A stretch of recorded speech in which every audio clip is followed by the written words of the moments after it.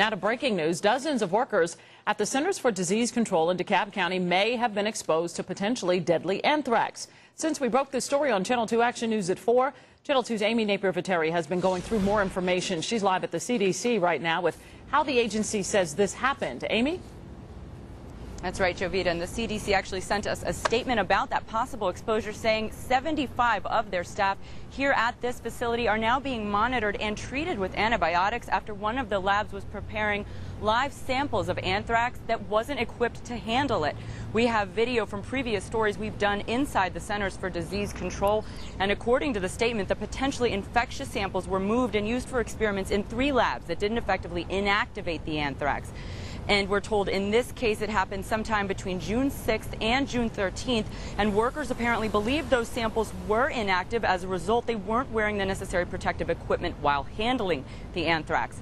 In a statement, a CDC spokesperson told us, out of an abundance of caution, CDC is taking aggressive steps to protect the health of all involved, including protective courses of antibiotics for potentially exposed staff.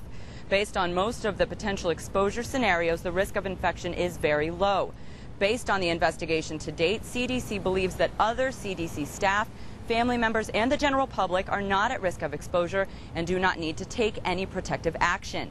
Now, this possible exposure was first discovered on June 13th when workers were throwing away the samples and discovered that they, in fact, had live bacteria. In that statement, a CDC spokesperson says the necessary disciplinary action will be taken since proper safety protocols weren't followed. I've reached out to that spokesperson to get more details about this developing situation, and we will bring those to you, of course, as soon as we get them.